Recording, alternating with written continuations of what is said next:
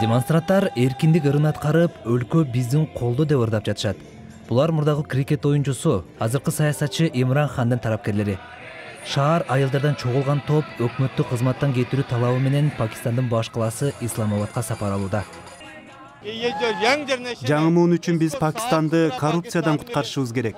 Биз коррупцияга баткан саясатчылардан арылышыбыз зарыл. Имран Хандан тышкары динаятчы доктор Тахирул Кадри да өкмөткө каршы нааразылык акциясын баштады. Доктор Кадринин канадалык паспорту да бар. Ал ыңкылапты каалайт. Анын саясий партиясы толук өнүгө элек, бирок миңдеген жаш тарапкерлери мечит жана диний окуу жайлардан чогулгандар. Бирок Имран Хан өкмөткө коркунуч алып келген негизги саясатчы.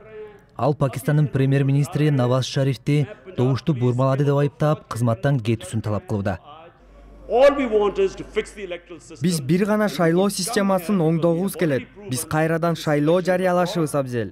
Бул конституцияны бузбайт. Бул өкмөттүн өлкөнү башкарууга мандаты жок.